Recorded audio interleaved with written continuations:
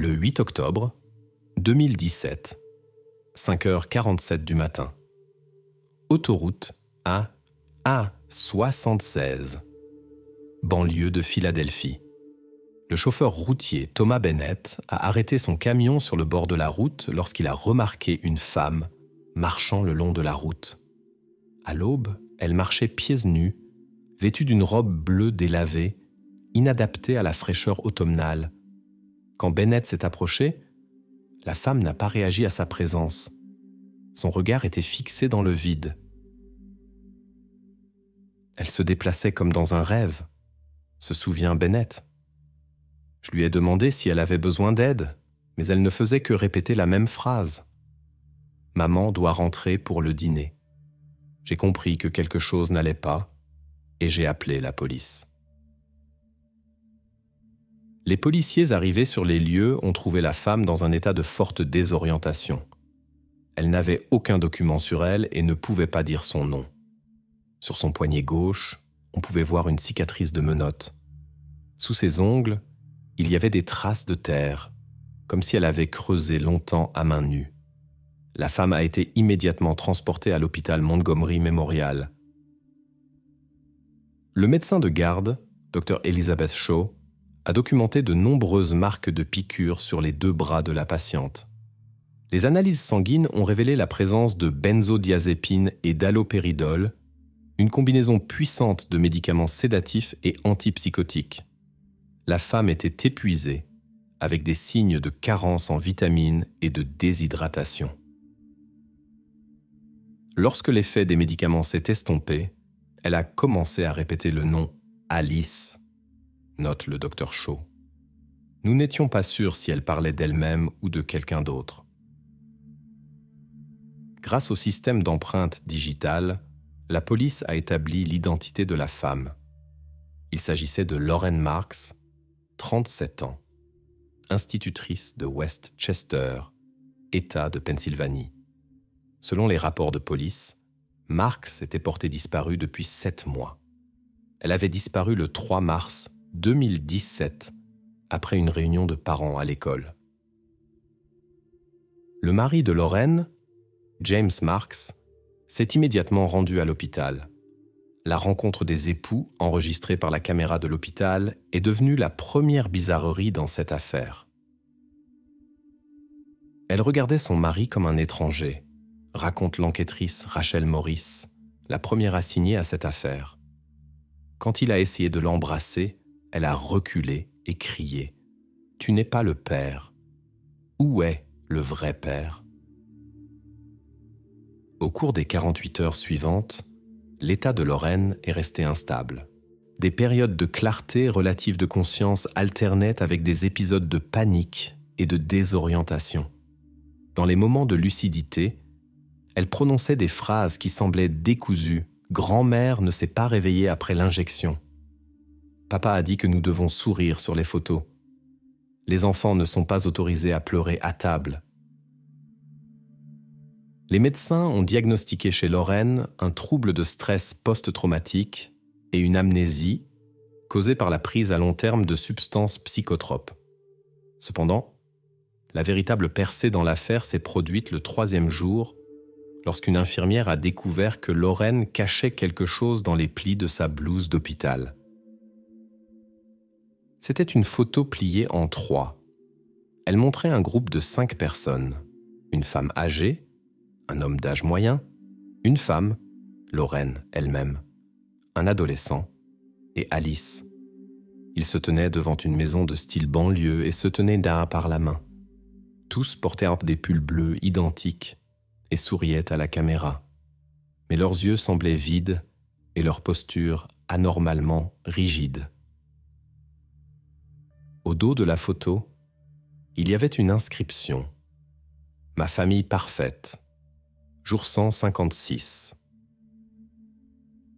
Lorsque les enquêteurs ont montré la photo à James Marks, il n'a reconnu personne à part sa femme.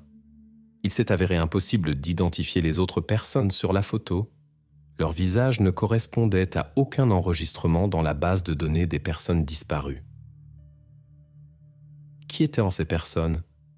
Que signifiait jour 156, et plus importante encore, qui avait créé cette famille parfaite chez... Après la découverte de la photo, l'enquête a pris une nouvelle direction. L'enquêtrice Maurice et son nouveau partenaire, l'enquêteur Michael Chen, ont commencé une analyse approfondie des personnes disparues dans un rayon de 100 miles de l'endroit où Lauren Marks avait été trouvée. Nous recherchions des schémas spécifiques, explique Chen. Des personnes de différents groupes d'âge qui ont disparu sans raison apparente, sans signe de lutte ou d'activité suspecte avant leur disparition. Au cours des 3 dernières années, plus de 200 personnes avaient disparu dans la région. La plupart des cas avaient des explications ordinaires. Adolescents fugueurs, conflits familiaux, problèmes financiers. Mais 22 cas se distinguaient par leur inexplicabilité. Des gens disparaissaient simplement de leur vie quotidienne, après le travail, pendant une promenade ordinaire, en rentrant des courses. 6 cas de disparition ont particulièrement attiré l'attention. Richard Goldman, 46 ans, comptable, disparu le 5 janvier 2015 après une journée de travail.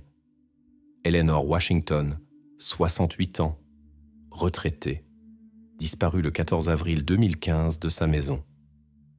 Ethan Clayton, 14 ans, écolier, disparu le 7 septembre 2015 en rentrant de l'école.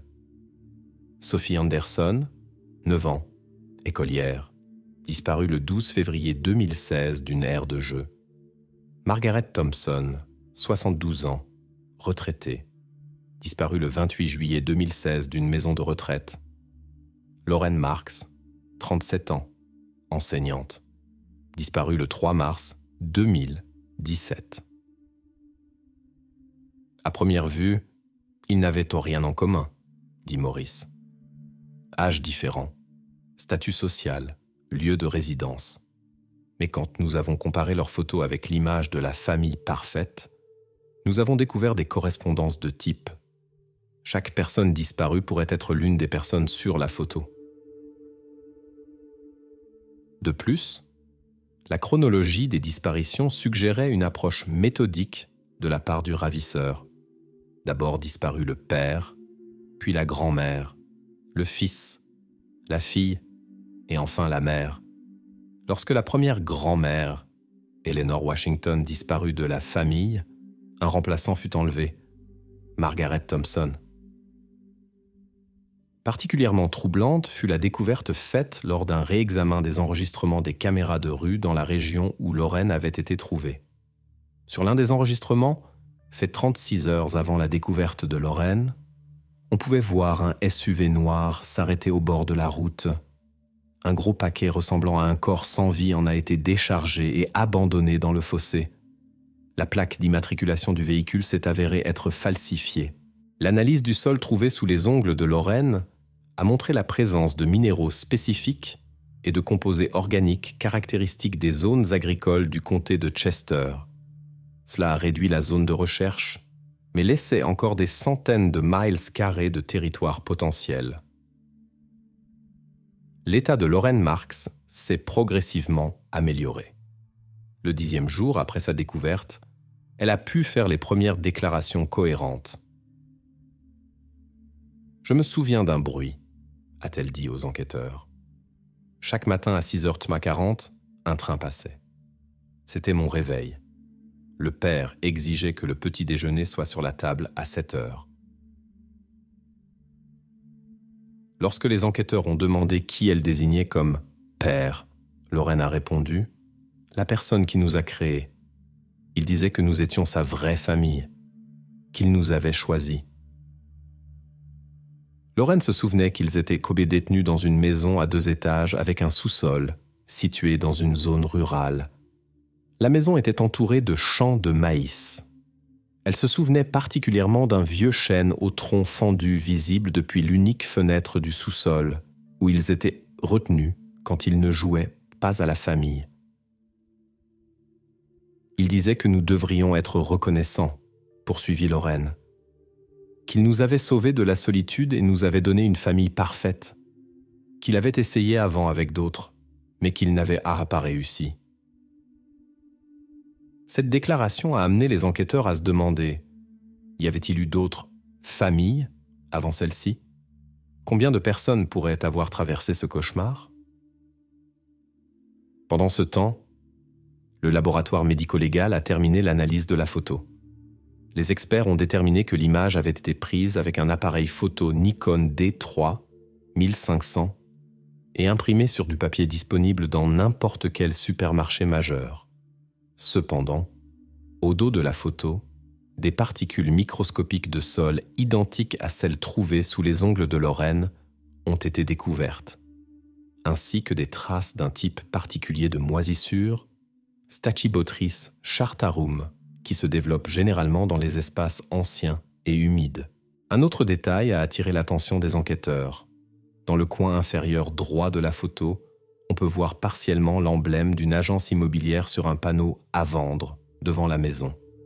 Les experts ont pu identifier le logo comme celui de Home Find Realty, une agence immobilière opérant dans 5 comtés de Pennsylvanie. Entre-temps, un signalement est arrivé de l'hôpital pour enfants du comté de Montgomery concernant une patiente inhabituelle. Sophia, âgée de 9 ans, a été admise aux urgences avec des symptômes rappelant étrangement une intoxication aux stupéfiants. Un fermier l'avait trouvée au bord de son champ, à environ 40 miles de l'endroit où Lorraine avait été découverte. Lorsque les enquêteurs Maurice et Chen sont arrivés à l'hôpital, ils ont été choqués. Sophia portait une robe bleue, identique à celle que portait Lorraine Marks. Et le plus important, elle correspondait à la description de Sophie Anderson, disparue 7 mois auparavant. Sur le poignet gauche de Sophia, on pouvait voir la même cicatrice de menottes que sur Lorraine. Lorsque les médecins lui ont retiré sa robe, ils ont découvert un tatouage récent sur son dos. Fille, propriété de la famille. La découverte de Sophie Anderson a fourni des informations cruciales à l'enquête. Contrairement à Lorraine, Sophie se souvenait de plus de détails, malgré le traumatisme psychologique évident. La méchante personne nous a éloignés de nos vrais parents, dit-elle, lorsqu'elle a pu parler. Il a dit que nous sommes maintenant sa vraie famille parce qu'il nous a choisis. Sophie a raconté que le père les obligeait à vivre selon un horaire strict. Chaque jour, ils devaient représenter une famille heureuse, prendre le petit déjeuner, déjeuner et dîner ensemble, jouer à des jeux de société, regarder d'anciennes émissions familiales à la télévision. Le dimanche, il les photographiait et marquait « jour de famille » sur le calendrier. Quand nous faisions quelque chose de mal, il nous donnait un médicament pour nous rendre obéissants, poursuivit Sophie. Grand-mère ne s'est plus réveillée après le médicament et il a amené une nouvelle grand-mère.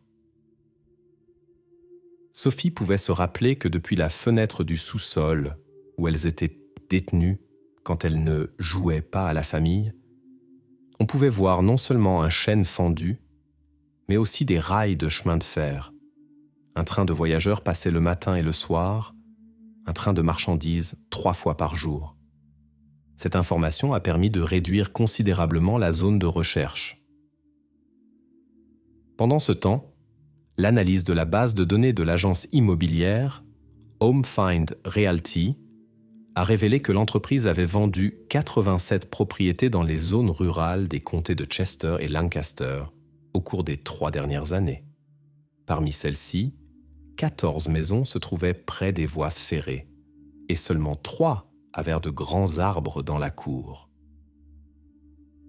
Lorsque les enquêteurs ont montré à Sophie et Lorraine des photos de ces maisons, toutes deux ont indépendamment pointé la même image. Une maison blanche à 2 étages avec des volets bleus, située sur Miller Road, à 5 miles de la localité la plus proche. Selon la base de données, la maison avait été vendue à un certain Daniel Harper en janvier 2015. Une vérification a révélé que Daniel Harper était une personne fictive, créée avec des documents falsifiés. Cependant, L'agent immobilier qui a géré la vente se souvenait bien de ce client. Il était très précis dans ses exigences, se souvient Linda Perkins, agent chez Home Find Realty. Il avait besoin d'une maison isolée avec un sous-sol, loin des voisins. Il a dit qu'il voulait de la tranquillité pour sa famille. Il semblait parfaitement normal, amical. Il a payé en espèces. Une équipe d'intervention a préparé un plan pour prendre d'assaut la maison sur Miller Road. Avec des caméras thermiques, la police a détecté la présence de plusieurs personnes dans le bâtiment. Le 22 octobre 2017, à 5h30 du matin, une unité spéciale a encerclé la maison. Par haut-parleur, le coupable s'est vu offrir la possibilité de se rendre, mais il n'y a eu aucune réponse. Après être entré dans la maison, les forces ont trouvé 3 personnes enchaînées à des lits dans le sous-sol. Une femme âgée, identifiée comme Margaret Thompson, un homme d'âge moyen, Richard Goldman, et un adolescent, Ethan Clayton. Tous étaient sous l'influence de puissants sédatifs. Sur le dos de chaque personne, il y avait un tatouage indiquant son rôle dans la famille. Le ravisseur lui-même n'a pas été trouvé. Les caméras de surveillance dans la maison ont enregistré comment, 30 minutes avant l'opération. Un homme a quitté le bâtiment par un passage secret, dans le sous-sol menant à la forêt derrière la maison.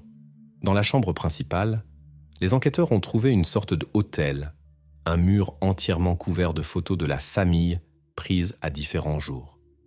Sur chaque image, 5 personnes étaient dans la même pose, avec les mêmes sourires. Mais les visages changeaient périodiquement, comme si des acteurs dans une série de longue durée étaient remplacés par de nouveaux, sans changer l'intrigue. À côté du lit se trouvait un album avec des coupures de journaux sur des personnes disparues. Certaines étaient entourées en rouge avec des annotations. Mère possible, fils idéal, trop vieille pour grand-mère. Mais la découverte la plus troublante attendait les enquêteurs dans le sous-sol. Derrière un faux mur, ils ont découvert une petite pièce équipée d'un réfrigérateur. À l'intérieur se trouvaient des conteneurs avec des organes et des tissus humains, soigneusement étiquetés avec des dates et des noms. Ils conservaient des parties de ceux qui ne pouvaient pas assumer leur rôle, explique la psychologue criminelle, Dr Sarah Levin. Dans son esprit perturbé, c'était une façon de les garder comme partie de la famille, même après qu'il l'ait déçu. L'examen médico-légal a identifié les restes de 7 personnes signalées disparues entre 2014 et 2017. Toutes correspondaient au rôle dans la famille parfaite. Une enquête approfondie de la maison a révélé des caméras cachées dans chaque pièce, enregistrant tout 24 heures sur 24. Sur les disques durs de l'ordinateur, les enquêteurs ont trouvé des centaines d'heures d'enregistrement de vie familiale, repas, jeux, télévision. Toutes les actions semblaient mécaniques, peu naturelles, comme suivant un scénario. Des enregistrements de punition ont également été trouvés. Les victimes qui refusaient de jouer leurs rôles étaient forcées à obéir par la privation de nourriture, d'eau ou des injections de diverses préparations.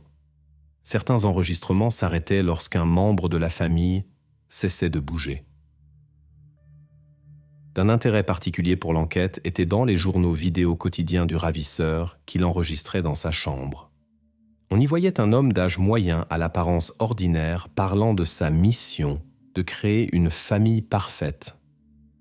« Aujourd'hui est le jour 178, disait-il dans l'un des enregistrements. La mère continue de résister. Je devrais peut-être trouver un remplaçant. La fille s'adapte le mieux, commence à m'appeler « papa », même sans rappel. Grand-mère dort trop. J'augmenterai la dose de stimulant. Mais qui était cet homme ? Et qu'est-ce qui l'a poussé à créer ce monde cauchemardesque ? L'analyse des empreintes digitales dans la maison a conduit à une découverte inattendue. Elles appartenaient à Simon Baker, 41 ans, ancien employé des services sociaux du comté de Montgomery. Selon les registres officiels, Baker a démissionné de son poste en décembre 2014 après 12 ans de service irréprochable. C'était un employé calme et compétent, se souvient son ancienne superviseure Diana Miller. Il se spécialisait dans les cas où les enfants étaient à retirer de familles à problématiques. Il n'a jamais éveillé de soupçons.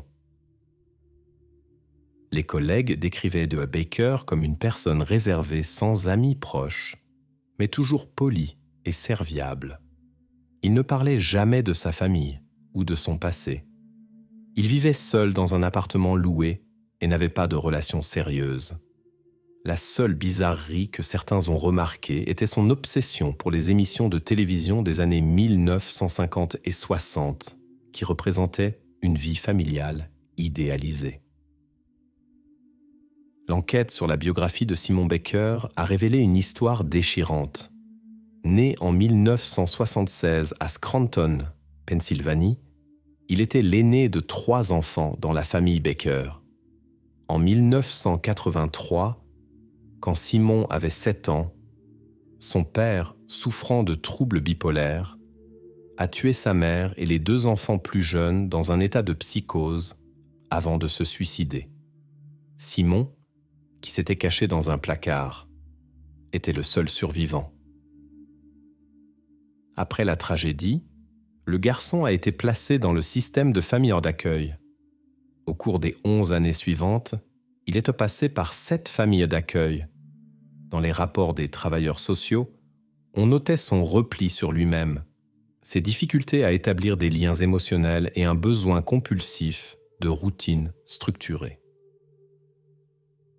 À l'adolescence, il créait des dessins détaillés de la famille parfaite, raconte le docteur Martin Goldstein, un psychiatre qui a travaillé avec Simon de 1988 à 90. Il fantasmait sur une famille où personne ne se disputait jamais, où chacun respectait son rôle. C'était sa façon de faire face au traumatisme. Après l'université, Baker semblait avoir surmonté son passé. Il a obtenu un diplôme en travail social et a commencé une carrière dans le système de protection de l'enfance. Ses collègues le décrivaient comme un professionnel dévoué, particulièrement efficace dans les cas les plus difficiles. Cependant, en 2014, un incident s'est produit qui, selon les psychologues, aurait pu être un déclencheur. Baker s'occupait du cas de la famille Knight, où le père aurait maltraité sa femme et ses enfants.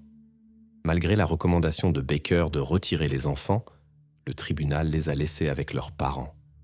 1 mois plus tard, le père a tué toute la famille et s'est suicidé. Un scénario qui rappelait douloureusement le propre traumatisme de Simon. 2 semaines plus tard, Baker a démissionné. Et en janvier 2015, il a acheté une maison sur Miller Road sous un faux nom et a commencé à créer sa famille parfaite. L'analyse des ordinateurs et des documents de Baker a montré qu'il sélectionnait soigneusement ses victimes. Il utilisait son accès aux bases de données et ses compétences de travailleur social pour identifier des personnes adaptées à son plan. Il les observait ensuite pendant des semaines, étudiant leurs habitudes avant de procéder à l'enlèvement. Particulièrement choquante a été la découverte d'expériences antérieures. Selon les journaux trouvés, Baker avait commencé par créer des familles temporaires. Il enlevait des sans-abri, leur donnait des drogues et les forçait à jouer des rôles pendant quelques jours, avant de les libérer avec des souvenirs altérés de ce qui s'était passé. Ces cas n'ont jamais été enquêtés, car les victimes soit ne se souvenaient pas des détails, soit avaient peur d'aller à la police. D'ici 2015, Baker avait décidé de créer une famille permanente. Sa méthode est devenue de plus en plus sophistiquée. Il utilisait une combinaison de préparation pour contrôler le comportement des victimes, suffisamment forte pour supprimer la résistance, mais pas au point qu'elles perdent la capacité de remplir leur rôle. il a créé sa version d'une émission de télé-réalité, explique la psychologue criminelle Dr Levin. Mais au lieu d'acteurs, il utilisait des personnes enlevées et au lieu d'un scénario, son fantasme d'enfant de la famille parfaite qu'il n'a jamais eu. Un aspect particulièrement troublant de l'affaire a été la découverte d'une liste de candidats pour remplacer les membres de la famille actuelle. Baker avait déjà sélectionné une nouvelle mère et grand-mère, les observait et se préparait à l'enlèvement. Sur le disque dur de son ordinateur ont été trouvées des photos de plus de 30 victimes potentielles, prises avec une caméra cachée dans des lieux publics. Le Bureau fédéral d'enquête a émis un avis de recherche national pour Simon Baker. Ces photos ont été distribuées à toutes les forces de l'ordre du pays. Le 25 octobre 2017, seulement 3 jours après l'assaut de la maison sur Miller Road, il y a eu un tournant inattendu. La police de Baltimore, Maryland, a reçu un appel d'un motel en périphérie de la ville. Une femme de chambre a découvert dans l'une des chambres le corps d'un homme qui s'était suicidé. À côté de lui se trouvait une note « Sans ma famille, la vie n'a pas de sens. Peut-être que la prochaine fois je ferai tout correctement. » Le corps a été identifié comme étant celui de Simon Baker. L'enquête a révélé qu'il avait regardé des reportages sur le sauvetage de ses victimes. Après quoi, il avait acquis une arme auprès d'un vendeur illégal et réservé une chambre au motel sous un faux nom. Dans la chambre, les enquêteurs ont trouvé une pile de photos de la famille parfaite et un plan détaillé pour créer une nouvelle famille dans un autre état. À côté se trouvaient des coupures de journaux avec des annonces pour la vente de maisons isolées dans les zones rurales de Virginie. L'affaire de la famille parfaite ne s'est pas terminée avec la mort de Simon Baker. Pour les victimes survivantes, ce n'était que le début d'un long chemin vers la guérison. Richard Goldman, Margaret Thompson et Ethan Clayton, qui ont été sauvés lors de l'assaut de la maison, ont rejoint Lauren Marks et Sophie Anderson dans un centre de réhabilitation spécialisé. Tous souffraient d'une combinaison de problèmes physiques causés par la prise à long terme de médicaments psychotropes et de traumatismes psychologiques graves. Le plus difficile pour eux a été le retour à la conscience de leur propre identité, explique Dr Elizabeth Wright, directrice de l'équipe de psychologues travaillant avec les victimes. Baker ne les a pas seulement gardés physiquement captifs. Il a systématiquement détruit leur perception de soi en les forçant à assumer des rôles dans son fantasme. Les 5 victimes survivantes ont montré des symptômes similaires au syndrome de Stockholm, particulièrement Sophie et Ethan, qui ont été en captivité le plus longtemps par rapport à leur âge. Ils éprouvaient des sentiments complexes envers leurs ravisseurs, peur, haine, mais parfois aussi dépendance. C'était un monstre, mais chaque jour, il disait qu'il nous aimait, que nous étions spéciaux, qu'il nous avait choisis, a avoué Sophie pendant une séance thérapeutique. Parfois, il me manque, et puis je me déteste pour ça. Le retour dans les familles s'est avéré être un processus non moins compliqué. Les proches, qui avaient attendu leurs êtres chers pendant des années, se sont retrouvés face à des personnes qui avaient changé jusqu'à être méconnaissables. Certaines victimes ne reconnaissaient initialement pas leurs propres proches ou les accueillaient avec méfiance. La situation était particulièrement difficile pour ceux dont les proches avaient péri dans l'expérience de Baker. Les familles d'Eleanor Washington et d'autres victimes, dont les restes ont été retrouvés dans le sous-sol de la maison, exigeaient des réponses. Pourquoi le système n'a pas pu protéger leurs proches et empêcher la tragédie ? L'enquête a révélé de graves lacunes dans la coordination entre les forces de l'ordre de différentes juridictions. Les disparitions survenues dans différents districts et États étaient traitées de manière isolée, sans analyse des liens possibles entre elles. Baker connaissait les faiblesses du système et les a exploitées, note l'agent fédéral Michael Donovan, qui coordonnait le groupe d'enquête interinstitutionnel Il choisissait délibérément des victimes de différents districts et même d'États pour compliquer l'identification des schémas. Une préoccupation particulière était le fait que Baker, en tant qu'ancien travailleur social, utilisait ses connaissances professionnelles pour ses crimes. Il avait accès à des informations confidentielles sur les victimes potentielles, connaissait les procédures d'enquête sur les disparitions et les méthodes de travail de la police. En réponse à cette affaire, le Bureau fédéral d'enquête a créé une base de données spéciale pour suivre les enlèvements avec des circonstances inhabituelles et le département des services sociaux a révisé les protocoles de vérification des employés et de surveillance de l'accès aux informations confidentielles. L'analyse psychologique des journaux et des enregistrements vidéo de Baker a révélé le portrait complexe d'une personne traumatisée dans son enfance et qui avait créé une réalité parallèle pour compenser ses pertes. Dans sa conscience perturbée, il ne se considérait pas comme un criminel, explique Dr. Levin. Il croyait qu'il sauvait ces personnes d'un monde imparfait en leur donnant une vraie famille. La tragédie de la famille Knight a probablement été le catalyseur qui a finalement détruit la frontière entre son fantasme et la réalité. Pour beaucoup, le contraste entre les actes abominables de Baker et son apparence ordinaire, ses réussites professionnelles et l'absence d'antécédents criminels était choquant. Cela a conduit la société à reconsidérer les notions stéréotypées sur l'apparence et le comportement d'un dangereux criminel. Ce qui est le plus troublant dans cette histoire, c'est que Simon Baker aurait pu être n'importe qui, remarque Dr. Wright. Votre collègue, voisin, quelqu'un que vous croisez tous les jours, à l'arrêt de bus, personne n'a vu son vrai visage derrière le masque de normalité. 1 an après les événements, les 5 victimes survivantes sont toujours en réhabilitation. Pour certains, les progrès sont lents. Margaret Thompson, la victime la plus âgée, souffre de déficiences cognitives irréversibles causées par la prise prolongée de médicaments psychotropes. Ethan Clayton, qui a passé près de 2 ans en captivité pendant une phase critique de son développement, a des difficultés avec la socialisation et l'apprentissage. Richard Goldman lutte contre le trouble de stress post-traumatique et ne peut pas retourner à son ancien travail. Il y a cependant aussi des histoires d'espoir.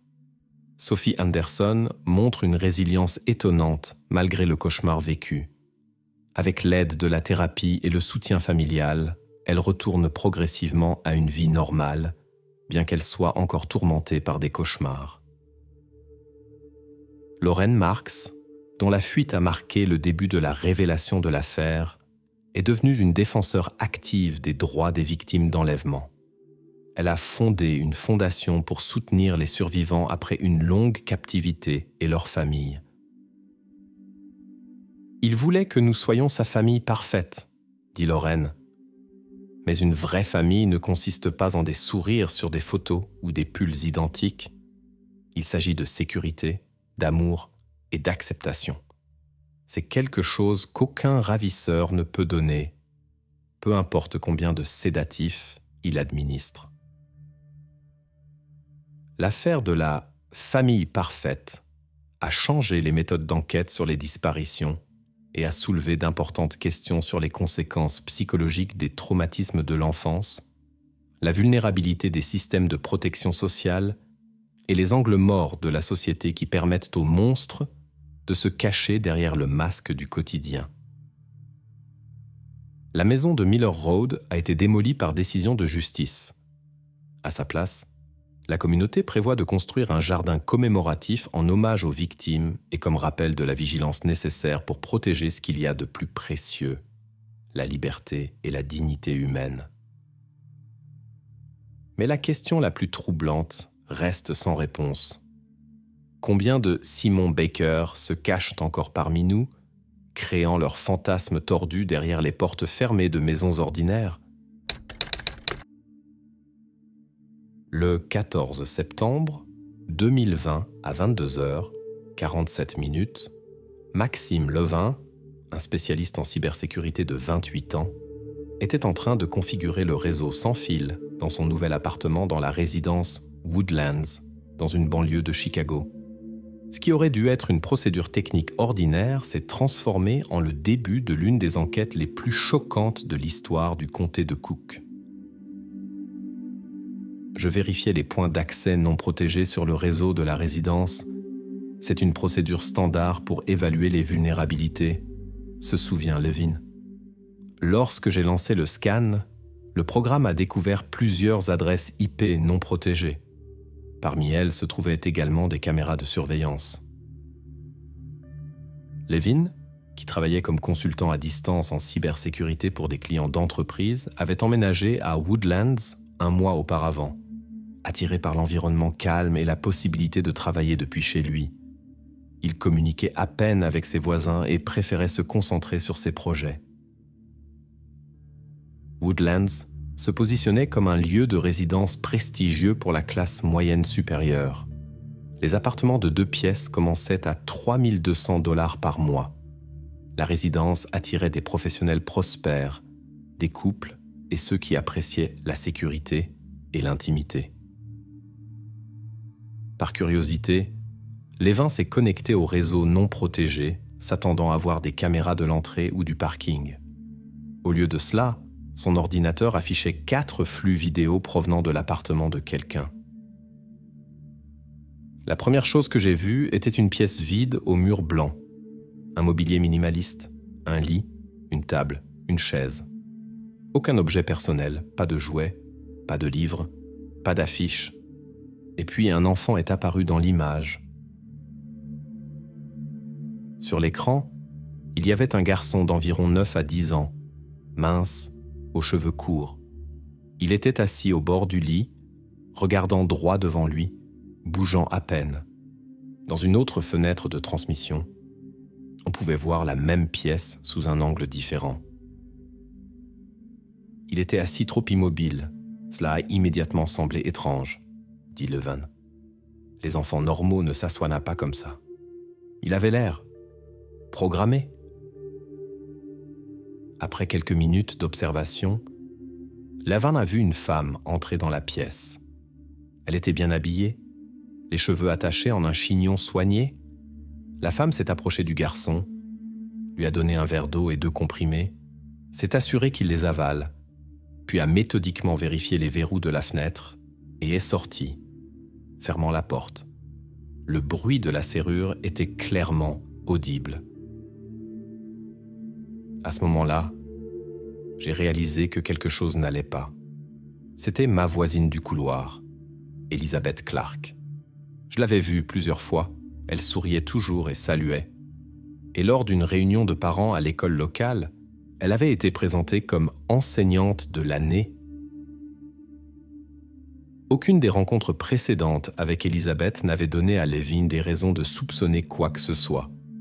Cette femme de 41 ans travaillait comme institutrice dans une prestigieuse école privée et était souvent mentionnée dans le journal local en relation avec des initiatives éducatives et des événements caritatifs. Le même soir, Levin a vérifié les réseaux sociaux d'Elizabeth. Son profil Instagram était rempli de photos d'une famille heureuse. Elle, son mari Robert et leur fille adoptive, Mia, âgée de 12 ans. Le dernier post, daté du jour même, contenait une photo d'Elizabeth et Mia lors d'un concert scolaire avec la légende « Si fière de ma talentueuse petite fille, maman comblée ». Nulle part, il n'y avait de mention du garçon. Pas une seule photo, pas un mot sur un deuxième enfant, dit Levin. Et cela, bien qu'ils publiaient régulièrement des détails de leur vie familiale. Dîners en famille, excursions, événements scolaires de Mia.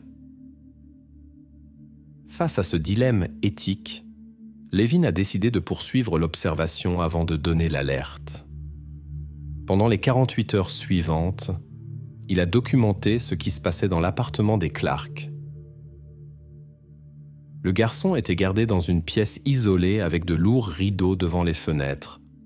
Chaque matin à 7 heures, Elizabeth ou Robert apportaient le petit déjeuner toujours la même bouillie et un verre d'eau. À 8h30, l'enfant recevait des comprimés. De 9h à midi, l'enfant travaillait avec des manuels scolaires à la table sous l'observation de la caméra. À 12h30, déjeuner et plus de comprimés. Puis 3 heures supplémentaires d'enseignement, dîner à 18h, les derniers comprimés à 20h et coucher à 21h. Sa vie était absolument réglementée. Pas de déviation, pas de spontanéité. Le garçon se déplaçait comme un robot exécutant des instructions. Il ne souriait jamais, ne pleurait jamais, ne montrait pratiquement aucune émotion. Ce qui était particulièrement troublant pour Levin, c'était la découverte de la double vie de la famille Clark. Alors que Mia se déplaçait librement dans l'appartement, allait se promener, allait à l'école et participait aux activités familiales, le garçon restait complètement isolé. Le moment le plus choquant a été lorsque toute la famille, Robert, Elisabeth et Mia, s'est réunie vendredi soir dans le salon pour un dîner de famille, tandis que le repas était apporté au garçon dans sa chambre et que l'assiette vide était immédiatement récupérée. Il semblait que Mia ne connaissait même pas l'existence de cet enfant. Elle se comportait comme une adolescente normale, riait, se disputait avec ses parents au sujet de l'heure du coucher. Et à quelques mètres d'elle, derrière un mur, se trouvait le garçon enfermé. Le 17 septembre, après avoir rassemblé des preuves vidéo pendant 3 jours, Levin s'est adressé à la police. Il a contacté l'agent de district James Rodriguez, lui a remis des captures d'écran et a rapporté ses observations. « Je me suis heurté à une incrédulité totale », se souvient Levin. L'agent Rodriguez m'a regardé comme si j'étais fou. Il a dit quelque chose comme « Comprenez-vous de qui vous parlez ? Elisabeth Clark est une éducatrice respectée. Son mari travaille dans les services sociaux. Ils sont connus pour leur travail avec des enfants difficiles. » Le rapport de Levin a été enregistré, mais aucune mesure n'a été prise. L'agent Rodriguez a promis de vérifier les informations, mais a averti Levin des conséquences de fausses accusations contre des citoyens respectables. Robert Clark, 43 ans, occupait un poste de travailleur social dans le comté de Cook, spécialisé dans les familles à problème. Sa réputation professionnelle était impeccable. En 15 ans de carrière, il avait reçu plusieurs prix pour services exceptionnels à la communauté. Selon sa biographie officielle sur le site web des services sociaux, Robert avait consacré sa vie à protéger les enfants vulnérables et à renforcer les valeurs familiales. En 2014, les époux Clark ont adopté Mia, alors une fillette de 5 ans, du système de placement familial. L'histoire de la famille adoptive modèle avait été mise en avant à plusieurs reprises dans les médias locaux. Elisabeth animait régulièrement des séminaires pour les parents adoptifs, partageant des expériences et des méthodes d'éducation positive. C'est précisément ce contraste entre leur image publique et ce que je voyais sur les caméras qui m'a convaincu que je devais agir, dit Levin. Ces personnes ne se contentaient pas de garder un enfant enfermé. Elles avaient construit tout un système de mensonges derrière lequel se cachait quelque chose de terrible. N'ayant pas obtenu le soutien de la police locale, Levin a commencé sa propre enquête. Il a étudié les enregistrements de caméras, documenté chaque interaction avec le garçon, analysé la routine quotidienne de la famille Clark. Le moment décisif est venu le 20 septembre, lorsque Levin, pendant l'observation, a vu Robert apporter un dossier de documents dans la chambre du garçon. Il l'a posé sur la table et a dit quelque chose à l'enfant tout en pointant les papiers. Lorsque Robert est sorti, la caméra a capturé les documents en gros plan. Parmi eux se trouvait une fiche médicale avec le nom Jacob et la date de naissance. 17 février 2012. Levin a immédiatement commencé à rechercher des informations sur des enfants disparus nommés Jacob. Parmi des dizaines de cas, l'un a attiré son attention. Jacob Miller, 3 ans, signalé disparu le 4 mars 2015 à Gary, Indiana, à environ 80 km de Chicago. Quand j'ai vu la photo du Jacob Miller disparu, j'ai eu le souffle coupé.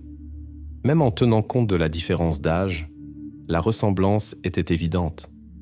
Les mêmes yeux, la même forme de visage, et le plus important, Robert Clark travaillait à Gary au moment où le garçon a disparu. Dans l'affaire de la disparition de Jacob Miller, il était indiqué que le garçon avait disparu de la maison où il vivait avec sa mère célibataire Amanda Miller, 24 ans, qui avait des problèmes de drogue. Le rapport de police indiquait que les services sociaux avaient visité la famille plusieurs fois en raison de plaintes concernant des soins inappropriés à l'enfant. Le principal suspect était le père biologique de Jacob, qui purgeait une peine pour violence domestique, mais le nom du travailleur social qui visitait la famille n'était pas mentionné dans les rapports publics. Réalisant l'ampleur potentielle du crime, Levin a compris qu'il avait besoin d'aide professionnelle. Il s'est adressé à Jessica Ramirez, une journaliste d'investigation du Chicago Tribune, connue pour ses reportages sur la corruption et les crimes contre les enfants. Quand ce type, Maxime, est venu me voir avec une clé USB pleine d'enregistrements vidéo, j'étais d'abord sceptique, raconte Ramirez. Nous recevons constamment des rapports sur des théories du complot et des crimes secrets. Mais quand j'ai vu ces enregistrements et que je les ai comparés aux photos du Jacob Miller disparu, j'ai réalisé que nous étions face à quelque chose d'extraordinaire. Le 23 septembre 2021, Levin et Ramirez ont rencontré l'inspecteur Michael Carter du département des affaires juvéniles de la police de Chicago. Carter, un vétéran de police de 51 ans avec 22 ans d'expérience, a soigneusement étudié le matériel recueilli par Levin. Je me souviens avoir regardé ces vidéos et senti mes cheveux se dresser, dit l'inspecteur Carter. Ce n'était pas seulement un cas de maltraitance d'enfants, c'était un système entièrement réfléchi d'isolement et de contrôle, mis en œuvre par des personnes qui, de par leur profession, auraient dû protéger les enfants. Et le plus effrayant, il semblait sincèrement croire qu'il faisait quelque chose de bien. Après la rencontre avec l'inspecteur Carter, l'enquête est passée à un nouveau niveau. Pour obtenir un mandat de perquisition légale, des preuves supplémentaires étaient nécessaires et Carter a décidé d'autoriser une surveillance légale de l'appartement des Clark. Nous nous trouvions dans une situation juridique compliquée, explique l'inspecteur Carter. Les preuves originales de Levin avaient été obtenues illégalement et ne pouvaient pas être utilisées au tribunal. Mais elles nous donnaient des motifs suffisants de suspicion pour lancer une enquête officielle. Le 25 septembre 2021, la police a installé une surveillance secrète de la maison des Clark. En même temps, l'inspecteur Carter a commencé un examen approfondi de l'activité professionnelle du couple. Robert Clark, selon les documents de l'Agence des services sociaux, avait effectivement travaillé à Gary, Indiana, de 2012 à 2015. Ces tâches comprenaient la supervision de familles problématiques, y compris des cas avec des parents souffrant de toxicomanie. Il a été transféré à Chicago en avril 2015, seulement un mois après la disparition de Jacob Miller. C'était le premier signal sérieux, dit Carter. La coïncidence temporelle de la disparition de l'enfant et du changement de travail de Robert semblait trop commode. Lorsque nous avons vérifié qui gérait le dossier de la famille Miller à Gary, il s'est avéré que les dernières entrées avaient été faites précisément par Robert Clark. Jessica Ramirez, la journaliste qui avait rejoint l'enquête, s'est rendue à Gary pour rencontrer la mère du garçon disparu. Amanda Miller, maintenant une femme de 30 ans, s'était réhabilitée de sa dépendance aux drogues et travaillait depuis 5 ans comme conseillère dans un centre d'aide aux toxicomanes. Quand j'ai vu Amanda, j'ai été surprise de voir à quel point elle avait changé par rapport aux photos dans les rapports de police, raconte Ramirez. Devant moi se tenait une femme posée et sérieuse qui cherchait chaque jour des informations sur son fils disparu sur Internet. Amanda Miller a confirmé que Robert Clark était son travailleur social et visitait sa maison 2 à 3 fois par mois l'année précédant la disparition de Jacob. Il était toujours strict, mais je pensais qu'il faisait simplement son travail, indique la déclaration d'Amanda Miller. Il prenait constamment des notes sur la façon dont je traitais Jacob, critiquait tout, de la nourriture que je lui donnais aux jouets qu'il avait. Il disait que mon instabilité nuirait au développement de mon fils. Particulièrement important était le souvenir d'Amanda concernant la dernière visite de Robert. 2 semaines avant la disparition de Jacob, il est venu avec une femme qu'il a présentée comme spécialiste du développement de l'enfant. Ils ont effectué quelques tests avec Jacob, puis ont longuement parlé entre eux. J'ai entendu la femme dire « Son potentiel est incroyable, mais ici, il ne se réalisera jamais. » Maintenant, je comprends que c'était très probablement Elizabeth Clark. Le rapport de police sur la disparition de Jacob du 4 mars 2015 indiquait que l'enfant avait disparu de son lit pendant la nuit. La fenêtre de la chambre d'enfant était ouverte, bien qu'Amanda ait affirmé l'avoir fermée avant de se coucher.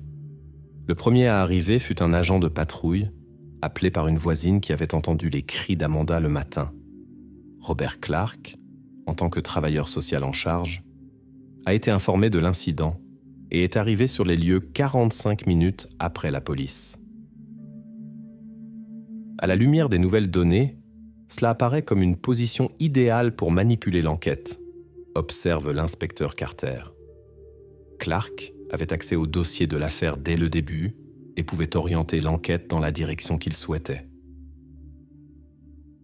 Le principal soupçon est tombé sur le père biologique de Jacob, Eric Peterson, qui avait des antécédents de violence domestique. Cependant, Peterson avait un alibi solide. La nuit de la disparition, il se trouvait à 120 miles de Gary, ce qui a été confirmé par des enregistrements de caméras et des témoignages. Parallèlement à l'enquête sur le passé, l'équipe de l'inspecteur Carter a poursuivi l'observation de la situation actuelle. Le 28 septembre, des techniciens ont installé des microphones directionnels pouvant enregistrer les sons provenant de l'appartement des Clark. Les enregistrements ont confirmé les soupçons. Dans l'appartement, il y avait effectivement un enfant qui n'était vu ni par les voisins, ni par les visiteurs. Nous avons entendu une voix d'enfant douce, répétant mécaniquement un texte, témoigne le spécialiste technique David Chen. Ce n'était pas un langage enfantin normal, mais une répétition monotone, comme si c'était appris par cœur. Et la voix d'un adulte, une femme, qui le corrigeait lorsqu'il faisait des erreurs. Le 29 septembre, une image thermique a confirmé la présence d'une personne de petite taille dans une pièce qui, selon le plan, devait être un débarras. L'analyse a montré que les paramètres physiques de cette personne correspondait à un enfant de 9 à 10 ans. Maxime Lovin a continué à documenter l'activité des caméras de surveillance, se concentrant sur les détails de la vie du garçon et les interactions avec le couple Clark. Le plus troublant était la façon dont il le traitait, dit Levin. Il n'y avait pas de cruauté au sens habituel. Il ne le frappait pas, ne criait pas. À la place, il y avait une froideur émotionnelle absolue. Il le traitait comme un sujet d'expérience. Les enregistrements montraient que le garçon passait jusqu'à 8 heures par jour avec des manuels scolaires et des cahiers d'exercice. Elisabeth vérifiait régulièrement son travail et marquait les erreurs avec un stylo rouge.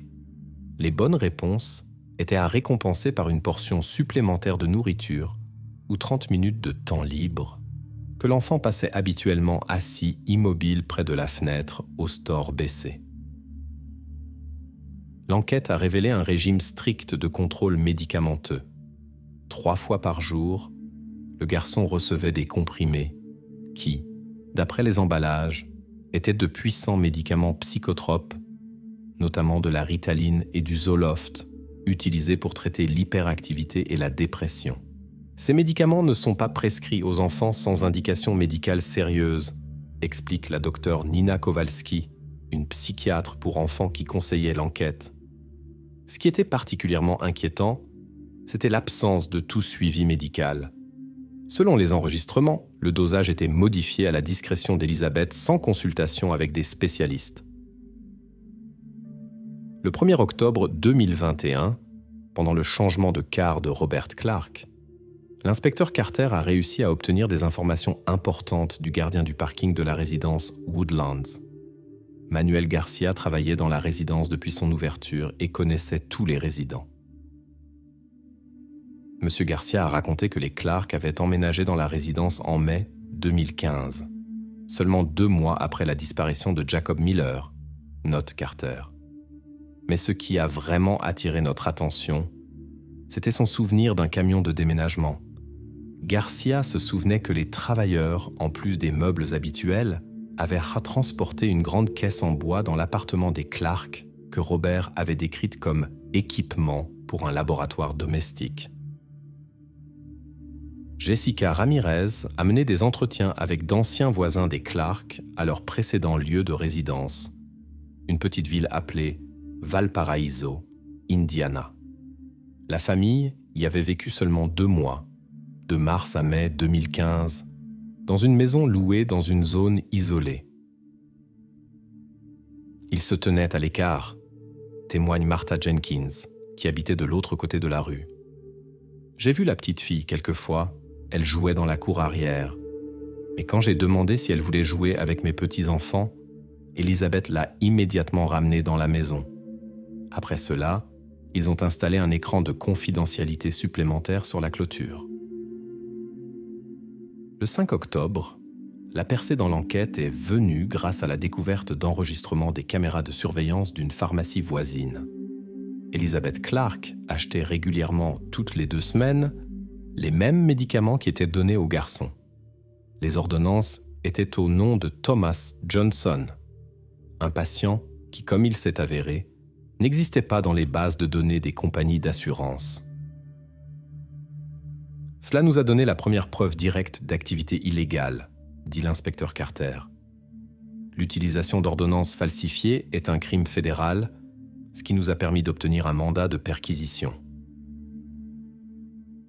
Une découverte importante a été l'activité académique d'Elisabeth Clark. En plus de son travail d'enseignante, elle publiait des articles dans des revues pédagogiques peu connues sous le pseudonyme de Milton. Ces articles, découverts par Ramirez, exposaient des vues radicales sur l'éducation des enfants. Dans l'article « Éducation pure, libération de la pollution sociale » 2016, l'auteur affirmait « Les méthodes éducatives traditionnelles sont vouées à l'échec en raison des influences extérieures constantes. Seul un contrôle total sur l'environnement informatif, social et émotionnel d'un enfant peut créer une personnalité vraiment saine. » Une autre publication, Soutien pharmacologique au processus éducatif, 2018, défendait ouvertement l'utilisation de médicaments psychotropes pour optimiser l'apprentissage et éliminer les réactions émotionnelles destructrices. Ces publications ont révélé la véritable idéologie d'Elisabeth, remarque Ramirez. Elle créait une base théorique pour justifier ses actions, présentant l'isolement et le contrôle médicamenteux comme des méthodes éducatives avancées. La comparaison des textes académiques d'Elisabeth avec le régime observé sur les caméras a montré une similitude étonnante. Elle mettait littéralement en œuvre ses concepts théoriques sur l'enfant enlevé. L'enquête a révélé un aspect particulièrement troublant. La famille Clark menait une double vie non seulement au sens social, mais aussi physique. Leur appartement avait une disposition inhabituelle, avec une pièce secrète soigneusement cachée des visiteurs occasionnels. Après avoir étudié les plans architecturaux de la résidence, nous avons vu que dans l'appartement des Clark devait se trouver un débarras d'environ 9 mètres carrés, explique Alicia Green, une spécialiste immobilière impliquée dans l'enquête. Mais en réalité, ils avaient transformé cet espace en une chambre à part entière avec isolation acoustique. L'entrée était camouflée sous forme d'une bibliothèque dans le bureau de Robert. Le 8 octobre, après avoir rassemblé suffisamment de preuves, l'inspecteur Carter a constitué une équipe d'intervention pour perquisitionner l'appartement des Clark. L'opération a été planifiée pour la soirée, quand selon les observations, toute la famille devait être à la maison. « Nous nous sommes préparés à tous les scénarios », se souvient Carter. Mais ce qui nous préoccupait le plus, c'était l'état psychologique de l'enfant. Après 7 ans d'isolement et de manipulation, le garçon pourrait être gravement traumatisé par le contact avec le monde extérieur. Simultanément, Maxime Levine continuait l'observation via les caméras et a remarqué un changement inquiétant dans le comportement de Robert Clark. Le soir du 7 octobre, en examinant les enregistrements, il a vu Robert entrer dans la chambre du garçon avec un dossier plein de documents. Pendant 20 minutes, il expliquait quelque chose à l'enfant, pointant les papiers, puis a sorti un petit objet de sa poche qui ressemblait à une clé USB. Quand j'ai agrandi l'image, j'ai compris qu'il s'agissait d'une clé électronique de voiture, dit Levine. Robert montrait au garçon une sorte d'itinéraire sur une carte. J'ai immédiatement contacté l'inspecteur Carter. Craignant que les Clark aient pu avoir connaissance de l'enquête et prévoir de déplacer l'enfant, la police a accéléré l'opération. Le soir du 8 octobre 2021, à 19h42, l'équipe d'intervention, dirigée par l'inspecteur Michael Carter, est entrée dans l'appartement des Clark, au complexe résidentiel Woodlands. L'opération a été menée avec la plus grande prudence, tenant compte de la présence d'enfants dans la maison. Nous avons frappé et nous sommes annoncés, comme l'exige la loi, se souvient l'inspecteur Carter. Robert Clark a ouvert la porte et semblait complètement calme, même quand j'ai montré le mandat de perquisition. Il a dit « Vous faites une erreur, mais nous coopérons avec la loi. » Dans le salon se trouvaient Elizabeth et Mia Clark. La fillette de 12 ans semblait effrayée et confuse. L'un des agents l'a prise à part, tandis que les autres commencèrent la perquisition. Elizabeth a maintenu un calme glacial, raconte l'agent Julia Rodriguez, qui a participé à l'opération. Elle semblait s'attendre à ce que nous repartions, les mains vides. Elle nous a même proposé du café. C'était un moment surréaliste. La recherche s'est concentrée sur le bureau de Robert, où selon le plan de l'appartement devait se trouver l'entrée de la pièce cachée. Une grande bibliothèque, remplie de littérature spécialisée sur la psychologie et la pédagogie, occupait tout le mur. Il n'y avait pas de mécanisme ou de poignée visible. J'ai appuyé par hasard sur le dos du livre « Fondements de la psychologie comportementale » et une partie de la bibliothèque a glissé sur le côté, dit l'agent Edward Murphy. C'était un véritable passage secret, comme dans les films. Derrière s'ouvrait un court couloir qui menait à une porte fermée. Robert Clark, en voyant que la pièce secrète avait été découverte, a changé de comportement de façon inattendue. Vous ne comprenez pas ce que vous faites. Nous l'avons sauvé. Nous avons créé des conditions idéales. Ces mots sont consignés dans le rapport de l'agent Murphy.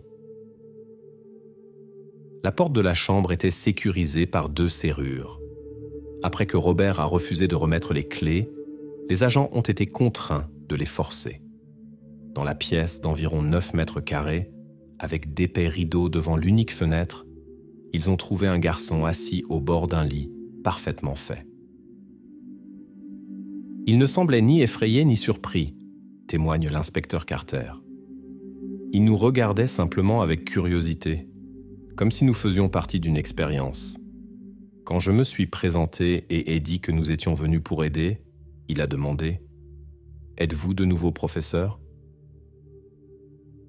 Le garçon portait un t-shirt blanc propre et un pantalon gris. Physiquement, Il semblait bien soigné, mais remarquablement mince pour son âge. Dans la chambre régnait un ordre parfait. Manuels scolaires soigneusement empilés sur la table, cahiers alignés au bord, lit parfaitement fait. Au mur pendait la seule décoration, un tableau avec l'emploi du temps quotidien et des marques pour les tâches accomplies. Selon le rapport médical établi sur place par l'ambulancière Rachel Gordon, le garçon ne présentait pas de signes visibles de violence physique ou de blessure, mais montrait tous les signes d'un traumatisme psychologique et d'institutionnalisation. Son langage était mécanique, avec un vocabulaire limité composé principalement de termes académiques et de phrases formelles. Quand je lui ai demandé son nom, il a répondu « Sujet J117 », raconte Carter. Ce n'est qu'après plusieurs tentatives qu'il a dit « Parfois, il m'appelle Jacob ». Le garçon a été immédiatement placé sous la garde des services sociaux et transporté à l'hôpital pour enfants de Chicago pour un examen approfondi. Un test ADN, effectué le lendemain, a confirmé qu'il s'agissait bien de Jacob Miller, disparu le 4 mars 2015. Robert et Elizabeth Clark ont été arrêtés sous les chefs d'accusation d'enlèvement d'enfants, de séquestration, de maltraitance d'enfants et de falsification d'ordonnances médicales. Lors de la perquisition de l'appartement, une documentation extensive a été trouvée, confirmant le caractère systématique de leurs actions. Dans le coffre-fort de la chambre des Clark, nous avons trouvé des dizaines de carnets avec des notes qu'Elizabeth tenait depuis l'enlèvement de Jacob, dit l'inspecteur Carter. Elle documentait tout, ses réactions aux médicaments, ses progrès dans l'apprentissage, les changements émotionnels et comportementaux. C'était un véritable journal scientifique sur une expérience menée sur un enfant. Des notes datées de mars 2015 ont confirmé que Robert et Elizabeth avaient enlevé Jacob de la maison de sa mère à Gary. Le plan avait été élaboré à l'avance et s'appuyait sur l'accès professionnel de Robert à la famille Miller. Aujourd'hui, nous avons sauvé J d'un environnement inadapté, écrivait Elizabeth le 4 mars 2015. Tout s'est déroulé selon le plan. R a assuré l'accès, les sédatifs ont agi rapidement. Le transport s'est effectué sans complications. Nous commençons la phase 1 du programme de nettoyage. Particulièrement choquante pour les enquêteurs a été la découverte de matériaux supplémentaires indiquant des plans plus vastes du couple Clark. Sur leur ordinateur, ils ont trouvé des dossiers sur 3 autres enfants issus de familles problématiques avec lesquelles Robert avait travaillé. Pour chacun, des profils psychologiques détaillés et des plans de sauvetage avaient été élaborés. Ils ne se considéraient pas comme des criminels, explique le docteur Lawrence Friedman, un psychiatre qui a examiné les suspects. Dans leur perception déformée, ils sauvaient un enfant talentueux d'un environnement défavorable. Ils appelaient cela une adoption sélective et un projet éducatif. Selon la déclaration de Robert lors de l'interrogatoire, l'idée de sauver Jacob est née après qu'Elizabeth ait effectué un test non officiel avec lui et l'ait classé comme enfant potentiellement doué. Dans les notes d'Elizabeth, il est fait mention à plusieurs reprises du potentiel cognitif exceptionnel du garçon qui se gaspillait dans un environnement non structuré. Leur motivation combinait des ambitions pseudo-scientifiques et un altruisme déformé, explique le Dr Friedman. Elizabeth croyait vraiment qu'elle développait une méthode éducative révolutionnaire qui permettrait de nettoyer un enfant des influences sociales négatives. Robert, quant à lui, était davantage motivé par l'idée de sauver des enfants d'un système dont il était déçu. L'examen médical de Jacob a révélé les conséquences d'un isolement prolongé et d'un contrôle médicamenteux. Malgré son intégrité physique, l'état psychologique du garçon était grave. Jacob a été diagnostiqué avec un complexe de troubles post-traumatiques, incluant un syndrome institutionnel et un mutisme sélectif, rapporte le docteur Anita Sharma, psychiatre pour enfants qui a dirigé le processus de réhabilitation. Des années d'isolement ont conduit à de graves troubles de l'interaction sociale et de la régulation émotionnelle. Néanmoins, les fonctions cognitives la sont maintenues à un niveau étonnamment élevé. Les connaissances des académiques d'Ade Jacob dépassent dans certains domaines la norme pour son âge. Un aspect distinct de l'enquête était le rôle de la fille adoptive des Clark, Mia, âgée de 12 ans. Les interrogatoires et les évaluations psychologiques ont montré que la fillette ne savait vraiment rien de l'existence de Jacob. Mia n'était jamais autorisée à entrer sans accompagnement dans le bureau de son père, explique la psychologue pour enfants Jennifer Osborne, qui a travaillé avec la fillette après l'arrestation de ses parents. Les Clark ont créé pour elle un monde complètement séparé, libre et ouvert, contrairement à l'isolement strict de Jacob. Mia était leur vitrine, la preuve de leur réussite en tant que parents. Lors des interrogatoires, Mia a raconté qu'elle entendait parfois des bruits étranges provenant du bureau de son père, mais quand elle posait des questions à ce sujet, Elisabeth lui expliquait qu'il s'agissait d'enregistrements audio pour la recherche. Les parents insistaient fortement pour qu'elle ne dérange jamais son père pendant ses séances de travail et qu'elle n'entre pas dans son bureau sans invitation. Amanda Miller, la mère biologique de Jacob, a reçu la nouvelle de la découverte de son fils le 9 octobre 2021. Après 7 ans de recherche et d'incertitude, sa réaction était émotionnellement complexe. « J'ai toujours su qu'il était vivant », dit Amanda dans sa première interview après la découverte de son fils. « Mais je n'aurais jamais pu imaginer ce qu'il a dû endurer. Le plus difficile est de comprendre que la personne qui était censée aider notre famille a utilisé sa position pour la détruire. » La réunion entre la mère et le fils a eu lieu le 15 octobre, après que des psychologues aient préparé les deux à la rencontre. Le processus a été difficile. Jacob ne se souvenait pas de sa mère et a d'abord réagi avec prudence envers elle. Elisabeth avait fait croire au garçon que sa mère biologique était morte, explique le docteur Sharma. Pour lui, rencontrer Amanda était pratiquement comme rencontrer une nouvelle personne. Il a fallu plusieurs séances pour établir un premier contact. Le procès contre Robert et Elizabeth Clark a commencé le 18 janvier 2022. Le procès a attiré l'attention des médias nationaux et des experts en protection de l'enfance. Le couple a plaidé non coupable pour les 15 chefs d'accusation et a insisté sur le fait qu'ils avaient agi dans l'intérêt de l'enfant. Le système laisse constamment tomber les enfants, a déclaré Elizabeth Clark dans son discours au tribunal. Nous avons donné à Jacob ce que ni sa vraie mère ni l'État ne pouvaient lui donner. Un développement structuré, une protection contre le chaos et un accent sur l'éducation. Oui, nous avons eu recours à des mesures extrêmes, mais uniquement parce que le système ne nous a laissé aucun choix. La défense s'est appuyée sur l'argument d'un trouble mental des accusés, altruisme judiciaire et conviction pathologique de la justesse de leurs actions. Cependant, l'accusation a présenté des preuves abondantes de la préméditation et de la planification du crime. Le 12 avril 2022, le jury a déclaré le couple Clark coupable de tous les chefs d'accusation. Le 27 mai, le juge Richard Conley a condamné chacun à 25 ans de prison sans possibilité de libération conditionnelle pendant les 15 premières années. Ce crime est particulièrement grave car vous avez utilisé votre expertise et votre accès aux familles vulnérables pour le commettre, a déclaré le juge Conley lors du prononcé de la sentence. Non seulement vous avez volé 7 ans de vie normale à un enfant, mais vous l'avez fait sous le couvert de structures qui sont censées protéger les enfants.